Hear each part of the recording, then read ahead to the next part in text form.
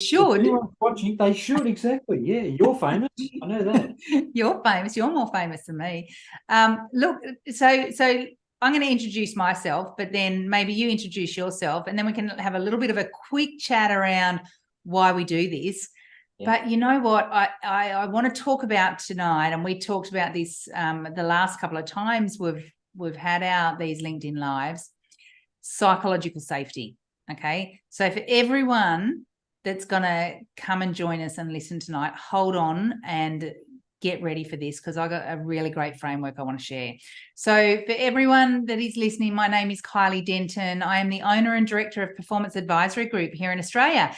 And what I love doing every single day is working with senior leaders and their teams, developing higher performing leaders and higher performing teams. So my background, which is how Andrew and I met 20 odd years ago, was doing our psych degrees, our org psych degrees. So that's me. What about you? I'm a business coach. I coach business leaders worldwide. That's it. Yeah, yeah, Mostly yeah. on Well, these days. yeah.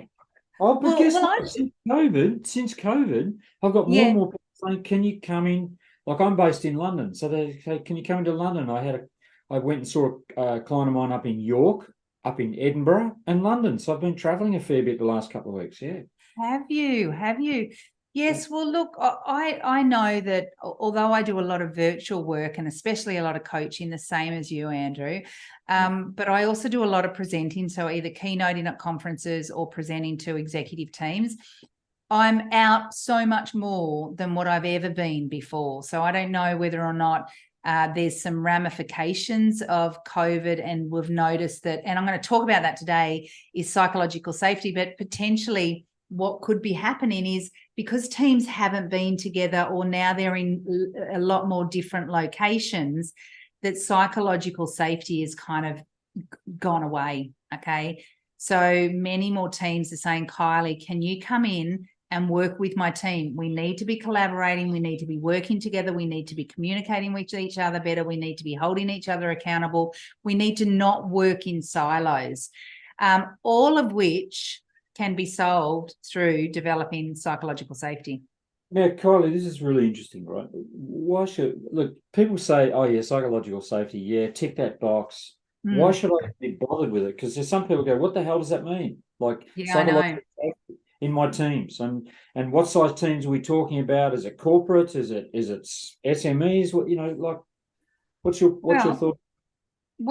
I'm going to share a screen, and you can tell me whether or not you can actually see my screen, but I'm going to share a screen because, like often people say to me, what is emotional intelligence? How do I increase my emotional intelligence as a leader?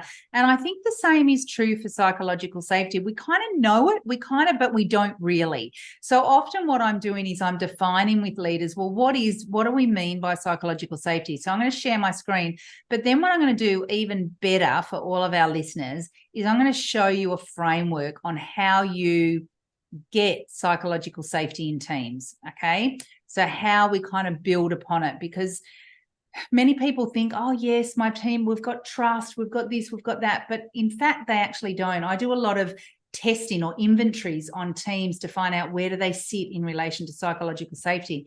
And I can tell you now, I haven't found a team that's got it. Okay. Okay. They do by the time we finish working with them, but don't forget teams evolve. Okay. We lose one, we get another one in. So we have to kind of start again. It's not Yeah. this thing that we can set and forget. But let me see if I can share my screen and it actually Well, works. so And I lecture in leading entrepreneurial teams in London, and great. again, this is the one area where they say, where does psychological safety come from? Why do we even need to worry about it? So I'm really keen to see what you got here. Yeah. Can you see my screen? I can indeed, yeah, I can see it. The It's big, like this a one, PowerPoint. the big Yep. screen. Psychological Okay, good. safety. Yep. But you can see my full whole screen. I can see. No, what I'm seeing is just your PowerPoint with the slides on the side, and Okay, well, I want to stop that. I'm going to share it again because I actually I want to show it to you in a different format, because I think it's important that you see it yeah. bigger.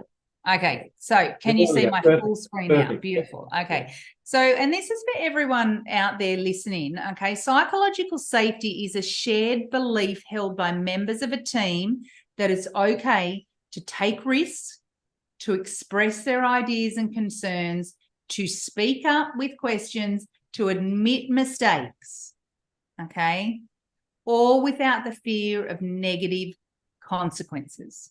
Yeah. Okay. So I can take risks, I can express my ideas, I can speak up, I can tell people I have made mistakes, I can be vulnerable, I can be open, all without the fear of negative consequences. Yeah. Amy Edmonston, who is kind of, she was the kind of the founder around giving the term psychological safety. Okay. But you would probably remember, Andrew, when we learned about when we learned about this kind of concept, we learned it through Maslow, that connection and that belonging, the hierarchy of needs. We also saw, a human-centered theory, okay, where people feel like they need to be connected and have that human-centered approach. So although Amy Edmonston did actually coin the term psychological safety, there was a lot more research that was going on under it. It just wasn't linked to an organizational perspective. Yeah. So that's what we think about when we think about psychological safety. What do you think? Well, you talk about Maslow. I remember studying that, and I also remember looking at when you don't have it, which is the Lencioni stuff, right? Yeah. Yeah, and then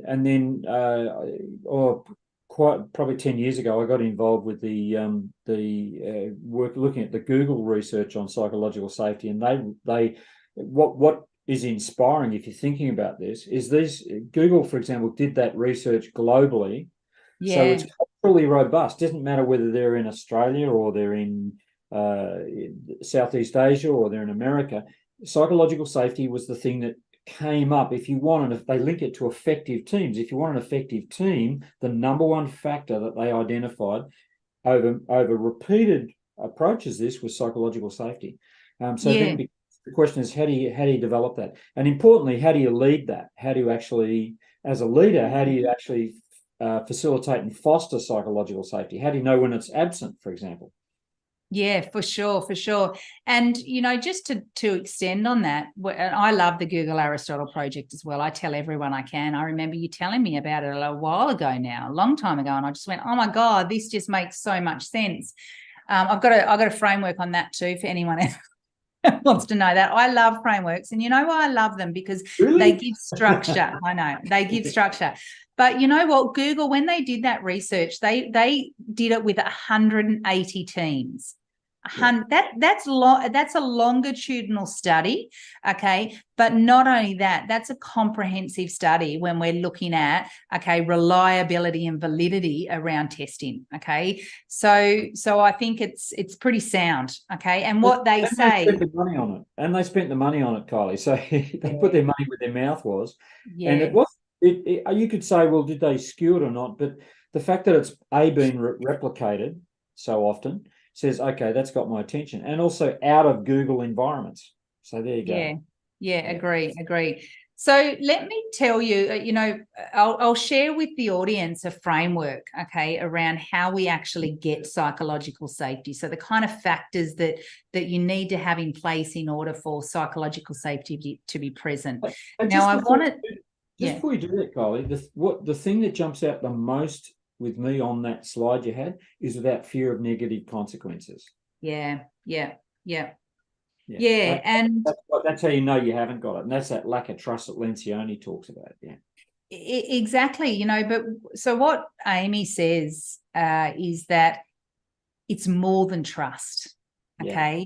It's more than trust, and that's what I'll explain, and I'll share this framework because I just love it, and I work with a lot of companies around it as well. So, and I use a different framework to the framework that Amy does, not because I don't think hers is valid. I do. I think she's got some great content in it, but it's quite comprehensive. And I think when you're working with teams, especially executive teams, they've got a high remit.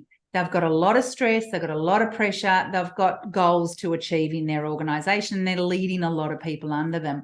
So to have a complex framework and help them to understand how that applies outside of their normal remit can just sometimes be too hard. So this framework that I love to use, and I'm going to share my screen again. okay, is by a guy called Timothy R. Clark. And he talks about the 4 stages of psychological safety. And what I want to say for everyone listening is that you must have each stage before you get psychological safety. So you can't have 1 and 2 stages and have it. You can't miss 1 and have 2 and then 3. You've got to have the whole lot. Kind of think of it like a ladder, okay? So the very first one, I got to get up that rung of that ladder. And then the next time I got to get up to the next rung and the next rung and the next rung in order for us to have psychological safety. So Timothy Clark talks about it like inclusion, okay? I feel safe to belong. I'm valued. I'm treated fairly. I feel my experience and my ideas matter. I include others regardless of their title or position, and I feel comfortable sharing my ideas and perspectives. Now, one of the things I think about when I think about inclusion, you know, when we were toddlers, okay, not that I remember when I was a toddler, but, you know, based on our research around psychology and even my children when I put them in daycare, is as toddlers, we include everyone. Come and play with me, play with my doll, play with my truck, whatever. Everyone just plays together. It's this beautiful play, okay? But then we go to primary school and then we go to high school and all of a sudden we start to exclude people. And then when we go to work, we see some teams that are excluded and some that are included. We see it all the time. So inclusion, that very first step is in order for you to build that first rung, you have to feel that everyone is included. I'm valued. I belong. People treat me fairly. I'm safe and I matter.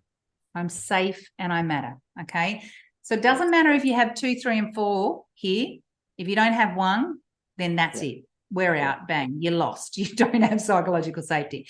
So inclusion. The second one is learner, okay? And what we mean by learner, it's okay to make mistakes without the fear of punishment or ridicule, okay? I can ask questions even if they're challenging and controversial. I can experiment and try new things. I can look for new opportunities. I can share ideas that are not fully formed. I can give and receive feedback that's positive and negative. So I'm now in the space of learning. Sorry, I interrupted. Go on.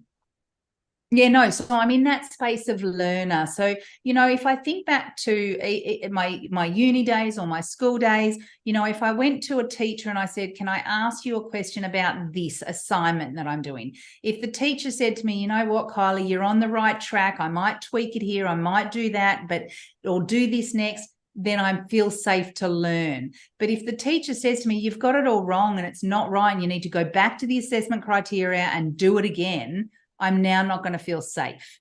Same with teams in this space. Yeah, exactly. Yeah, absolutely. And I think the thing that underpins this is, you know, like we're staring down the barrel of 2030, there's going to be more millennials than there are boomers on the planet, and they're going to be running the show. And they were brought up on this stuff. They were, you know, they want to discover and make mistakes without fear of, they're expecting that anyway. And where I find leaders run into problems is they don't want this information to be true. Yeah, that's right. They don't. But also, there's consequences if mistakes happen. So, of course, people are going to be a bit reluctant to do that. So now we're in this space of, you know what? If I make a mistake, it's okay. Forget the mistake, remember the lesson. If I make a mistake or try new things or experiment or challenge, then it's okay. I'm good in this space. So we must have that. Everyone on the team has to have that. We can't just have 90% of them or 80% of them or 70%. Everyone has to feel this, okay? And this is why psychological safety too, Andrew, is so hard to get. You know, I work with teams around 6 months to 12 months to get this sort of stuff. It's not just I'm going and I'm going to tell you about psychological safety and you got this now, you can walk out and everyone's going to be happy and safe. No. It's a process. It's a process. We all come from different environments. We have different thoughts, different experiences, different ways of communicating. It's got to be that level playing field, okay, from that part. Next one is contributor, okay, and Timothy Clark talks about it in the sense of I can engage in an unconstrained way. So I can contribute and I won't feel judged. I won't feel criticized. I can share my ideas. I can maintain open dialogue. I can speak up. I can foster this beautiful, constructive debate without fear. And I can disagree and challenge. I can challenge your thinking. I can challenge or disagree with you around your approach, Andrew.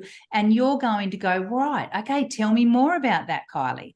Help me understand that. And we're going to have this beautiful way in which we debate or disagree or challenge.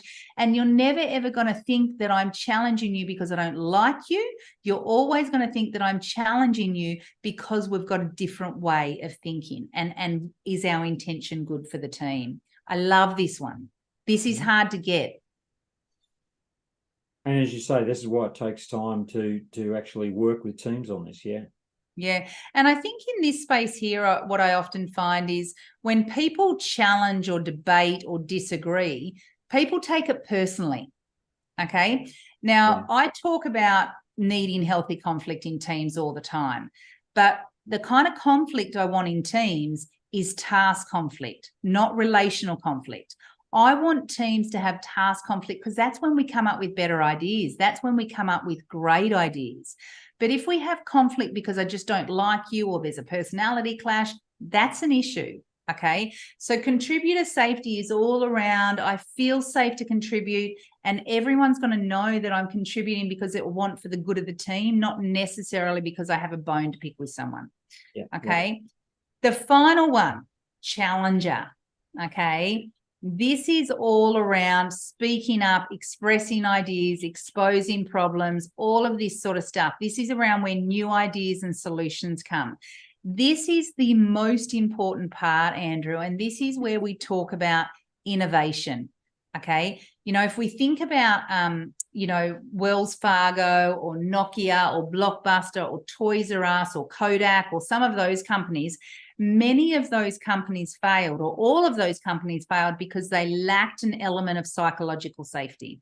Okay. There was something within these four parts that they didn't do as a company, therefore they failed. Okay. Some had financial troubles, but many of them, all of the ones that I've just said, all had a lack of psychological safety. They researched this. Okay.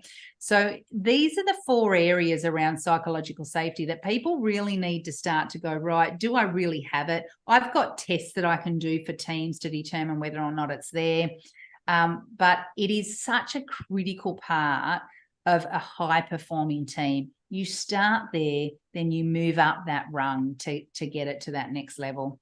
I think that the thing you're talking about is high performance. It's Google described it as highly efficient, right? But highly efficient means they're performing, right? But you know, a good conversation for next time is what happens when this stuff is absent. Why can't people achieve this? Why is it so hard to achieve that, right? Because there's also some people that say, well, these are the comments I run into. Well, yeah, that's all good. I just pay to come and do a job. I'm not here to give you a warm hug and a warm fuzzy intellectual chat and blah blah blah. Why don't you just crack on with your job description and hit the targets, right?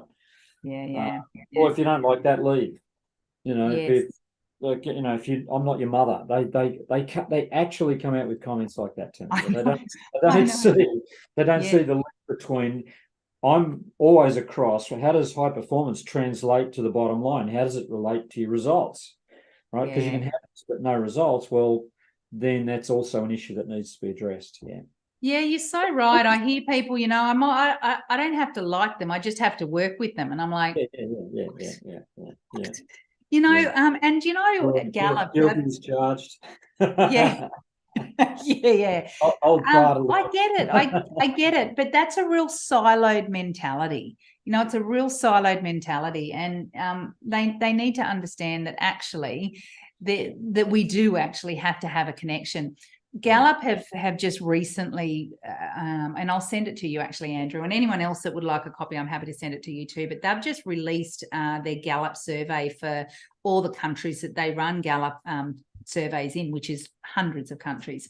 And they talked about that quiet quitting. And what quiet quitting is, for people that don't know, is where people just do their job. They just do their base job. They come in, they are most of the time either, just either performing as that base, or they're potentially also looking for jobs. And in the Gallup survey, it said 50% of employees were looking for another job. Okay, so they had their feelers out there or something. So we got to get this bit right. Okay, and a lot of the time it was due to culture, pay, engagement, connection, things like that. But really interesting findings that I read from Gallup. The thing is, I've looked at research as well, Kylie, and it doesn't seem to extend much on what we studied when we went to university, when we were doing a degree. I mean, people. The thing is, human nature doesn't change. It hasn't changed a lot. Yeah, right? yeah. The point is that the research has gotten better. That's what I like about what you're saying. We're now understanding how does understanding how someone ticks now link to an organisation. With that bit, we really understand really well. Yeah, which is why, if you think about Maslow's hierarchy of needs, one of them was belonging and connection. Yeah. Okay. Which is the psychological safety, that inclusion, okay, that connection with others. So we've known this stuff, haven't we?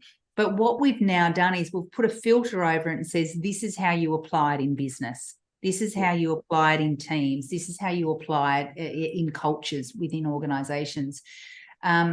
Psychological safety is not easy to create.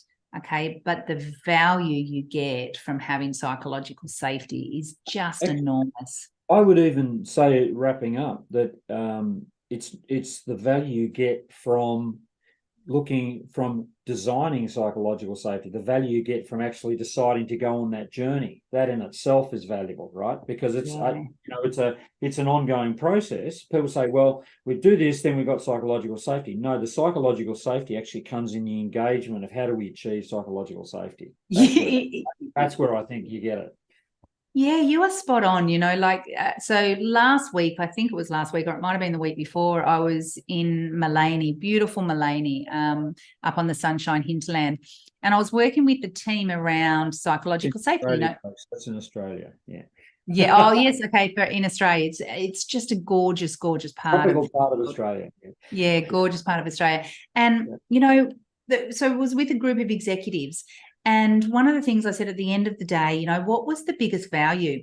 And the biggest value for many of them was their ability to be vulnerable and share things that they had never shared before, connect with each other, learn more about each other, have that platform to communicate, all without fear of being attacked or criticized or,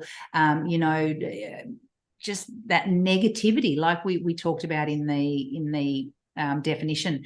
So we've got to create space, is what you're saying, and what I'm absolutely agreeing. If you're not creating the space, then how do people build relationships? How do we build connections? Yeah, that's it. Yeah, exactly. I really like this. I think there's more we can talk about on this, and I'd love to know in comments if you're watching this, if you've got questions, put them in there, because we can come back and expand on those. Yeah, absolutely. We try and keep these short. So I'm going to let you get on with your day, Andrew. We're here at nighttime, so I'm going to wrap it up for the day. So thank you so much for always having a great conversation. I love our chats. We're here every fortnight, okay? We like to keep them short. We like to keep them practical. We also like to keep them relevant. And I think this is something that we're seeing a lot of lately. So I hope you enjoyed. Reach out, and Andrew, take us away. No worries. These are the conversations we're having with leaders worldwide, right? On a daily basis. These are the issues they're bringing to the table. So the relevant piece is really important. Connect with us on LinkedIn. Kylie's on LinkedIn. I'm on LinkedIn. Kylie's posts are just incredible. There's always value in there. Love the frameworks. I wish I had the sort of frameworks you've got, Kylie. I mean, I just sort of bump my gums at people and say, listen, why don't you get the... But I love the frameworks. That make it, as I say, it creates that structure. Yeah, it does. Yeah. Yeah. Really, that's why you get all the big bucks, I'm sure. That's right. Thanks again, Andrew. And thanks everyone for listening. Have a beautiful day, and I will see you again soon.